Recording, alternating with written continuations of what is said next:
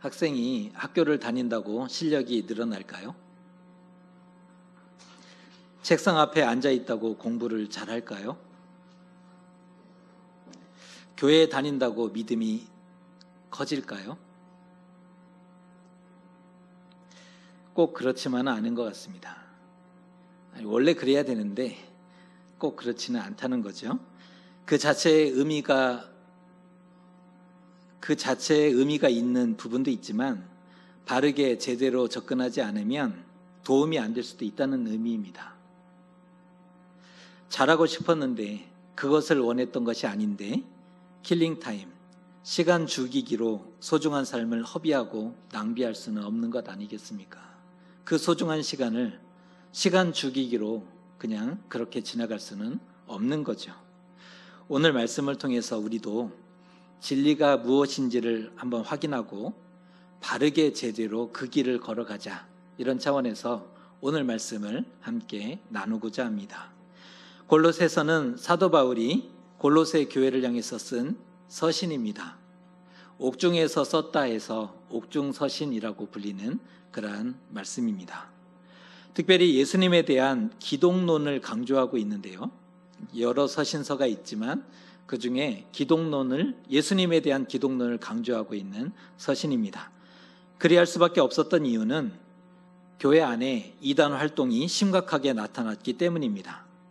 율법주의, 금욕주의, 천사숭배, 신비주의 같은 이단이 혼합주의와 결탁해서 교회에 밀려 들어왔던 거죠. 교회를 삼켜버렸다라고 볼 수 있는 건데요.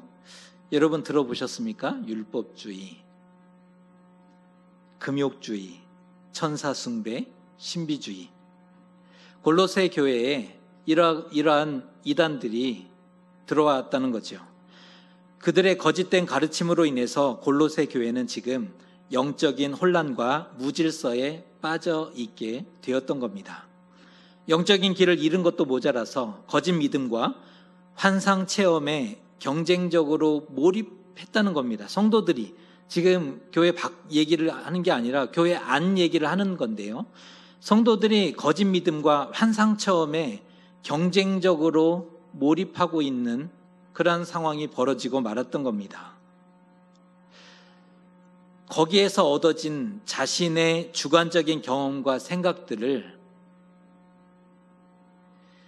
과장하고 떠벌리듯이 자랑했던 상황이 교회 안에 벌어지고 말았습니다. 총체적인 난국입니다. 지금 이 상황을 보면 이걸 어떻게 할까 싶을 정도로 총체적인 난국입니다. 설마 이렇게까지 했을까 싶은데요. 골로새 교회를 생각하면 정말 복잡하고 머리가 아파요. 이름이 골로새서, 그래서 그런지 골이 아픈 그런 상황입니다. 이에 바울이 잠잠할 수 없었던 거죠. 이 모습을 그냥 사도 바울이 바라볼 수 없었던 겁니다. 그래서 골로새서 2장 8절에 이런 말을 전하고 있습니다. 읽어드립니다.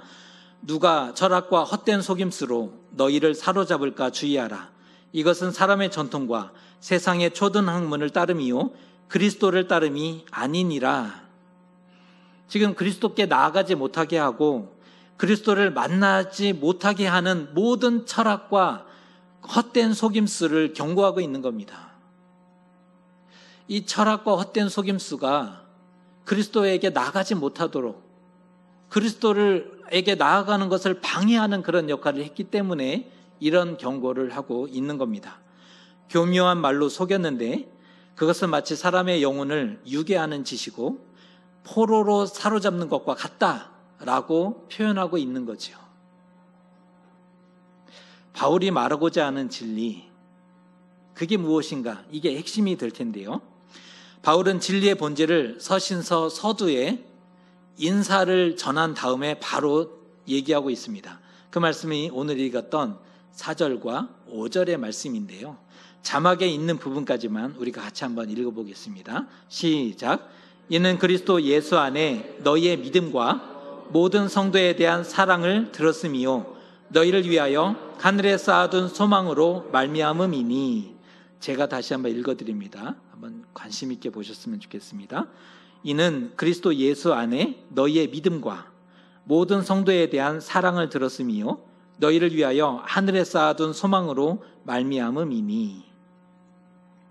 진리가 무엇인가를 정리해주고 있는데 바울은 말합니다. 믿음과 사랑과 소망이다. 이것이 진리의 세 요소이다라고 정리해주고 있습니다. 하지만 바울의 가르침은 우리가 생각하는 것과는 큰 차이가 있습니다. 믿음과 사랑과 소망이라고 우리가 들었을 때 이건 우리 다 아는 건데 이지만 바울이 전하고자 했던 그 진리의 모습과는 우리가 생각하는 것과는 차이가 있다는 겁니다. 무엇이 다른지 구분해 보려고 하는데요. 먼저 믿음입니다. 믿음이 있다고 하는 분들에게 무엇을 믿는가 하고 물으면 당황합니다. 제가 여러분에게 무엇을 믿으십니까? 라고 묻는다면 여러분도 당황하게 될 텐데요. 당황하는 이유가 있습니다. 날 도대체 뭘로 보고 그렇게 묻느냐? 그 점 때문에 당황하는 것이 아니라 뭐라고 답할지 모르기 때문에 당황한다는 거예요. 한번 여러분 정리해 보세요. 여러분은 무엇을 믿으십니까? 정확하게 답을 하실 수 있으시겠습니까? 오래 믿었죠. 훈련도 받았습니다. 성경 말씀도 많이 아는데 가장 중요한 것을 우리는 준비하지 못했던 겁니다. 무엇을 믿는가라고 물으면 하나님을 믿는다 하죠. 그거 아닙니다. 무엇을 믿느냐? 교회 믿어요. 영생을 믿죠? 천국을 믿습니다. 라고 답을 합니다. 들리지는 않았지만 정답은 아닙니다. 믿음에 대한 오해가 우리는 참 많이 가지고 있는 것 같습니다. 많이 아는 것, 그것이 믿음이 아니죠. 뜨거운 것, 누군가는 뜨거운 것을 믿음이라고 소개하지만 뜨거운 것 자체가 믿음이 될 수는 없죠. 봉사를 많이 하는 것, 믿음이 좋은 사람이다. 사람은 그렇게 얘기할지 모르지만 봉사를 많이 하는 것이 믿음이 좋은 것이 될 수가 없고요. 천국 얘기를 많이 한다고 해서 주여 주여, 우리 습관적으로 그러죠. 주여 주여. 그렇게 살아간다고 해서 믿음이 좋다라고 얘기할 수 없다는 겁니다. 바울이 말하는 믿음은 그리스도 예수에 대한 믿음입니다. 바울은 분명히 얘기합니다. 그리스도 예수에 대한 믿음을 얘기하고 있는 겁니다. 한마디로 예수님을 믿는 게 믿음이다. 예수님입니다. 그래서 누구든 믿음을 얻고자 한다면, 믿음에 대해서 고민한다면, 믿음에 대해서 갈등한다면 예수 그리스도에게 나아가야 하는 겁니다. 믿음이 예수님이기 때문에 그런 거죠. 하지만 골로새서에서는 예수 그리스도가 사라지고 율법과 금욕을 통해서 천사와 황홀경을 통해서 하나님을 직접 만날 수 있다라는 주장이 가득했다는 거죠. 예수님의 자리를 대신하게 된 거죠. 율법이, 금욕이, 천사가, 황홀경이 예수님의 자리를 대신해 버렸던 겁니다. 그러니 바울의 걱정이 이만저만이 아닐 수밖에 없는 겁니다. 이거 완전히 잘못된 거죠. 예수 그리스도 없이는 믿음을 얘기할 수 없습니다. 하나님을 만날 수도 없고 평강과 구원을 말할 수 없는 거죠. 왜냐하면 예수께서 우리를 창조하셨을 뿐 아니라 다시 살리셨고 구원하신 분입니다. 예수께서 길이요 진리요 생명이시기 때문에 예수님 빼고는 그 어떤 것도 얘기할 수 없는 겁니다. 오늘 진리를 점검하셨으면 좋겠습니다. 우리가 무엇을 믿느냐? 예수님을 믿음으로 구원에 이릅니다. 이것을 믿는 거예요. 그래서 누군가가 여러분은 무엇을 믿습니까? 당신은 무엇을 믿으십니까? 라고 묻는다면 나는 예수님을 믿음으로 구원받습니다. 이것을 믿고 있습니다. 라고 말씀을 하셔야 가장 정확한 표현이 될 수 있습니다. 오늘 비록 어렵긴 하지만 진리를 다시 한번 점검하셨으면 좋겠습니다. 예수님 믿음으로 구원받습니다. 이 진리를 빼앗기지 않는 저와 여러분 되셨으면 좋겠습니다. 두 번째 진리의 요소는 사랑입니다. 이 역시 우리가 생각하는 사랑과 완전히 다릅니다. 우리는 넉넉하고 베풀기 좋아하는 사람 좋은 사람을 생각하죠. 가난한 자를 생각하고 고아와 과부를 생각하고 마음이 상한 자, 도움이 필요한 이들을 돕는 사람, 그들을 존중하고 그들과 함께 걸어가는 사람, 그런 사람에 대해서 사랑이 많다라고 칭찬합니다. 사실 이러한 모습은 믿는 사람에게 마땅히 있어야 하는 그러한 섬김이고 책임이고 또 품위라고 얘기할 수 있는 부분입니다. 하지만 바울이 말하는 사랑은 그러한 윤리적인 차원이 아니라 영적 차원의 근거를 두고 있다는 겁니다. 우리는 사랑에 대해서 얘기할 때 윤리적인 차원으로 설명을 하지만 바울은 다시 설명하는 거예요. 영적인 차원의 그 근거를 두고 있다는 겁니다. 오늘 말씀 4절에서 말하고 있듯이 성도에 대한 사랑입니다. 사랑을 설명하는데 성도에 대한 사랑으로 표현하고 있습니다. 바울이 성도에 대한 사랑을 권면하고 있는 이유가 뭘까요? 골로새 교회의 상황을 보면 되는데 지금 골로새 교회에는 여러 이단과 철학이 유행했다고 설명을 드렸습니다. 문제는 자신이 믿는 바에 의해서 판단도 하고 정죄는 하는데 서로에 대한 존중과 배려가 전혀 없었던 거죠. 성도가 서로를 어떻게 이해했냐면 영적인 경쟁자로 이해한 겁니다. 이게 말이 안 되는 건데 이 당시에 골로새 교회는 서로 형제를 어떻게 이해했냐면 영적인 경쟁자로 이해했다는 거예요. 이 사람보다 앞서야 돼요. 경쟁자거든요. 시기와 질투와 음모를 통해서 이 사람을 끌어내리고 내가 앞서야 됩니다. 그렇게 이해했다는 겁니다. 그러니 얼마나 힘들고 그 안에 상처가, 그 안에 눈물이 교회 밖이 아니라 교회 안에 지금 그러한 일들이 자행되고 있었던 것에 대해 굉장히 가슴 아픈 일이지 않습니까? 하지만 사람이 하나님을 인간적으로, 인격적으로 만나게 되면 자신의 어떠한 존재인지를 깨닫게 되고 세상이 달라지고 인생이 변하지 않습니까? 사람이 하나님을 만나면 자신의 어떤 존재인지를 알게 되고 또 삶이 변하고 그 걸음이 변할 수밖에 없는 겁니다. 옆에 있는 형제가 얼마나 소중한 형제인지를 깨닫게 되는 거죠. 말하자면 이겁니다. 내가 특별한 존재라는 것을 자각하고 각성하게 되는 거죠. 그 이후에 어떠한 일이 벌어질까요? 내가 이런 사람이니 나를 존중하라, 나를 사랑해달라, 이게 아니라 내가 그토록 소중하듯 너도 소중하다는 것을 깨닫게 되는 거예요. 방향이 다른 거잖아요. 하나님을 만나고 났더니 내가 소중한 것을 알게 되었어요.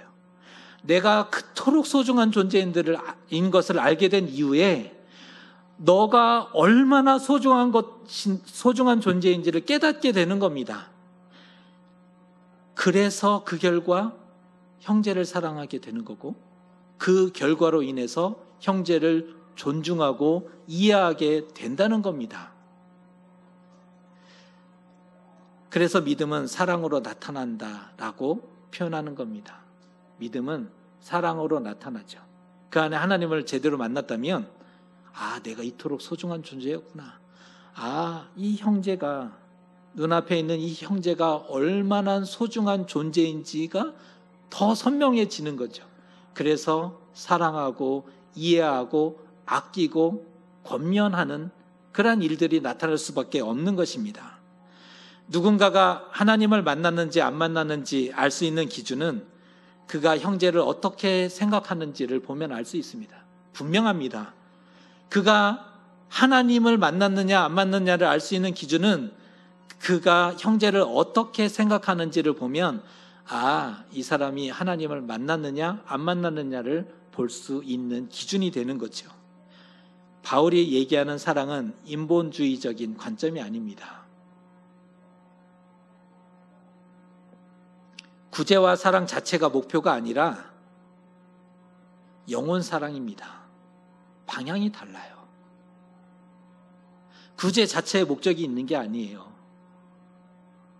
왜 이웃과 고아와 과부를 생각해야 되냐고 끊임없이 성경을 얘기하느냐? 영혼 사랑이거든요. 그들을 단지 사랑하라라는 개념이 아니에요. 그건 인본주의적인 관점이죠. 성경이 얘기하는 사랑은 영혼 사랑이다. 하나님을 사랑한 크기만큼 형제를 사랑합니다. 하나님의 사랑이 들어온 양만큼 형제와 이웃을 사랑할 수 있습니다.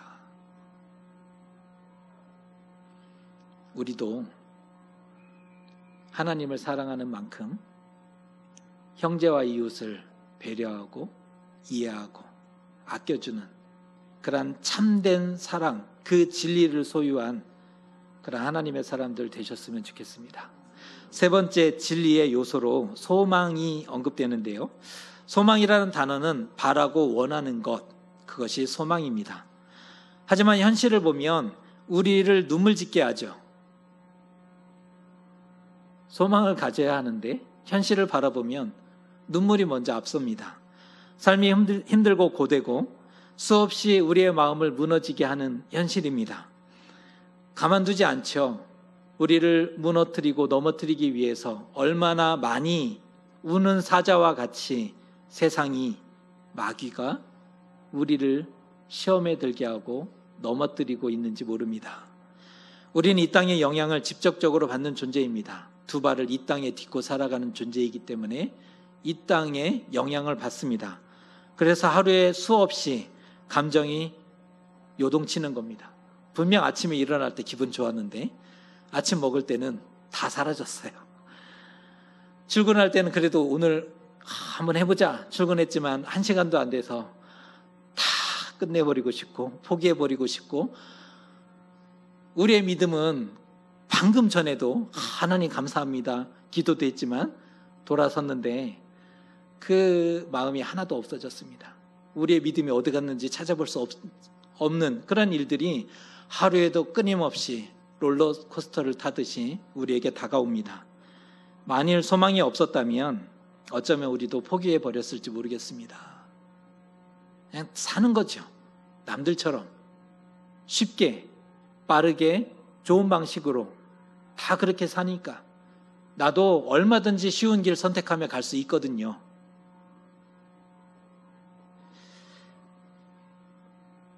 소망이 없었다면 우리도 포기했을 겁니다. 하지만 지금 여기에는 없지만 내일은 있기를 바라면서 인내하고 소망하고 기다리지 않습니까? 지금은 없지만 내일은 있기를 원하면서 인내하고 소망하고 지금을 포기하지 않고 살아가는 거죠. 여기가 아닌 미래입니다. 여기가 아닌 천국입니다. 그런데 이 말은 현실 도피와 다른 표현입니다. 현실 도피는 오늘이 없기 때문에 포기해버리는 거잖아요. 그런데 여기가 아닌 미래이고 여기가 아닌 천국이라는 의미는 미래와 천국 때문에, 그 소망 때문에 오늘을 사는 것입니다. 달라요. 그 소망 때문에 오늘을 포기하지 않고 지키는 겁니다. 그 소망 때문에 오늘도 하나님의 식과 법을 따라 손해보면서 눈물 흘리면서 그 믿음을 포기하지 않고 걸어보는 거죠. 하지만 골로새 교회의 소망은 따로 있었다는 거예요. 골로새 교회에 여러 이단들이 있었다고 말씀을 드렸는데, 율법주의, 이게 왜 문제가 되느냐, 말씀을 순종하자는 게 왜 문제가 되느냐, 그들의 방향에 문제가 있었기 때문인데요. 율법을 순종함으로 성취감과 쾌감을 얻겠다는 거거든요. 그리고 말씀을 잘 지켰기 때문에 반드시 상이 따를 것이다, 그것을 기대하고 있는 것에 문제가 있는 거죠.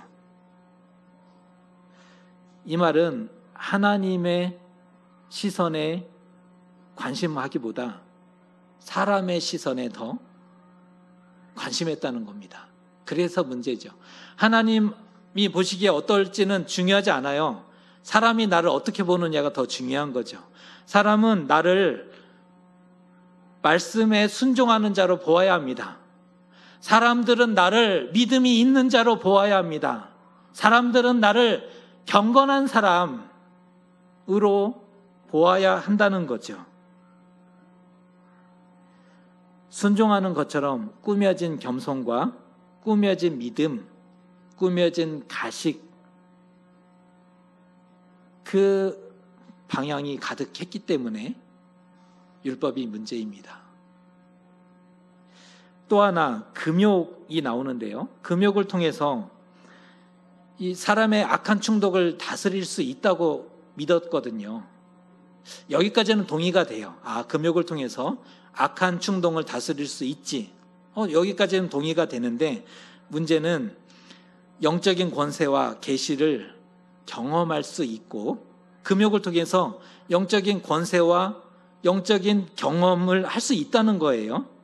그리고 금욕을 수단으로 해서 하나님을 더 가까이 만나고 그 하나님을 만난 것을 자랑할 거야. 왜 금욕을 했냐면 하나님을 더 가까이 만나서 내가 영적인 사람임을 많은 성도들에게 자랑하고자 했다는 거죠. 우리는 지금 이해가 되지 않는 모습이지만 이때 당시는 이게 유행했어요. 지금 예수 그리스도 대신 다른 것이 그 자리를 차지했다는 거잖아요. 천사 숭배도 마찬가지입니다. 천사는 특별한 존재로 이해되는데 하나님의 더 깊은 것, 하나님의 더 큰 것을 깨닫게 해주는 존재로 이때 당시 믿었는데, 천사를 숭배한다는 것, 이 말은 천사를 어르고 달래서, 애들을 어르고 달래서 울음을 그치게 하듯이 천사를 어르고 달래서 더 큰 환상과 더 큰 경험, 황홀경을 얻고자 했다는 거예요. 그러기 할 수만 있다면 수많은 이들의 온갖 부러움과 존경과 사랑과 칭찬을 받을 수 있기 때문에 그렇습니다. 예수님이 지금 사라지고 다른 것이 그 자리를 차지했는데 그 것들을 통해서 나의 이름이 드러날 수 있어요. 그것을 통해서 모든 영광 내가 받을 수 있는 자리입니다. 이들이 왜 경쟁적으로 이러한 영적인 신비를 쫓아갔냐면 나를 따르라가 되는 거예요. 예수님은 사라진 지 오래됐으니 내가 모든 영광과 칭찬과 이름을 낼 수 있는 얼마나 좋은 기회입니까? 온 성도들이 예수님을 그 자리에 내려놓고 그 자리에 빼놓고 자신이 그 자리에 올라가서 칭찬받고 영광받고자 지금 온 힘을 다해서 노력하고 있는 모습을 볼 수가 있습니다. 다 이 땅의 것들을 위해서 수고하고 애쓰는 모습이 지금 헛된 믿음이 골로새 교회에 가득 차 있었던 겁니다. 그래서 바울이 얘기하는 거예요. 아니다. 지금 틀렸다. 잘못 가고 있다. 너희가 행하는 이것은 진리가 아니다. 책망하고 있는 이유이기도 합니다. 하늘에 쌓아둔 소망이어야 한다. 이 땅을 위해서 그렇게 살아가는 것들은 진리가 아니고 잘못됐다. 무너질 것들이고 다 헛된 것이다 라고 책망했던 이유입니다. 구원과 평안과 행복을 가져다 줄 것 같지만 결코 그것들이 너희에게 구원과 평안을 가져다 줄 수 없다라고 얘기하는 이유입니다. 오직 하늘에 쌓아둔 소망만이 오늘을 보호하고 오늘을 살게 하고 영을 흠없이 티 없이 하나님 앞으로 인도해 줄 수 있는 것이다 권면하고 있습니다. 이러한 하늘 소망은 우리의 삶을 인내하게 하고 우리를 책임 있게 살게 하고 우리의 삶을 지속하도록 돕게 합니다. 현실 도피자들은 이 땅을 포기하게 만들죠. 현재의 어려움을 포기하게 만들지만 하늘 소망은 지금의 삶을 책임 있게 살아가도록 권면합니다. 하늘 소망이 오늘을 살게 하는 거예요. 오늘을 포기시키는 것이 아니라 오늘을 걷게 하고 오늘을 그리스도인으로 책임 있게 살아가고 어두운 세상에 빛이 되어지는 우리가 그 촛불 하나를 킨다고 세상이 밝아질 수 있겠습니까? 그럼에도 불구하고 포기하지 않고 그 빛을 켜는 겁니다. 꺼지면 또 포기하지 않고 그 빛을 켜보는 것이고 왜요? 하늘 소망 때문에. 이 땅의 소망을 위해서 살 것인가? 하늘 소망을 위해서 걸을 것인가?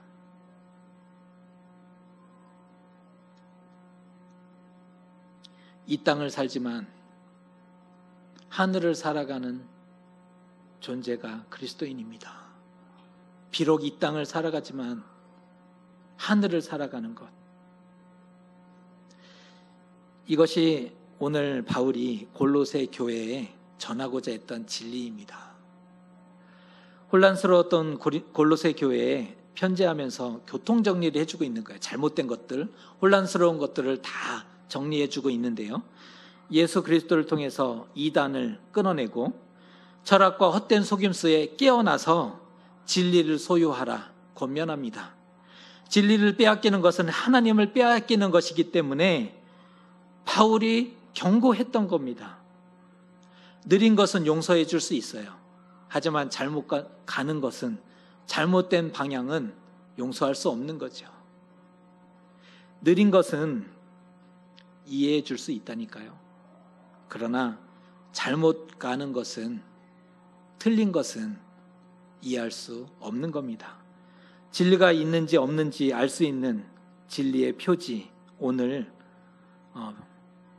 바울의 서신을 통해서 깨닫게 되었는데요. 바울이 말하는 진리는, 진리의 세 요소는 믿음과 사랑과 소망입니다. 진리가 있는지 없는지 알 수 있는 표지라고 말씀을 드렸는데, 교회가 믿음과 사랑과 소망 가운데 바로 설 때 진리가 있는 것입니다.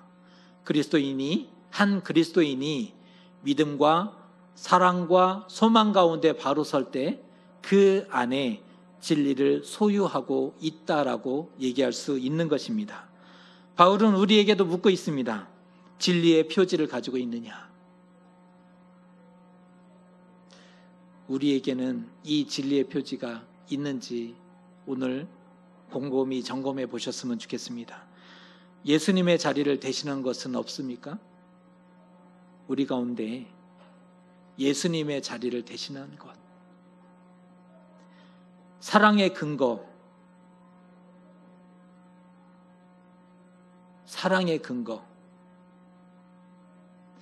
영혼 사랑 때문에 형제를 사랑하고 이해하고 배려하는가? 하늘 소망 때문에 오늘의 어려운 현실을 포기하지 않고 끊임없이 도전하고 다시 일어서고 있는가? 믿음과 사랑과 소망을 점검해 보셨으면 좋겠습니다. 진리를 소유함으로 하나님으로부터 오는 은혜와 평강을 누리게 되시는 저와 여러분 되셨으면 좋겠습니다. 오늘 바울이 인사할 때 하나님으로부터 은혜와 평강이 너에게 있을지어다. 이게 바울 서신의 첫 부분과 마지막 부분의 축복으로 시작을 하는데요. 이 진리를 소유할 때 하나님으로부터 내려오는 은혜와 평강을 소유할 수 있기 때문에 그렇습니다.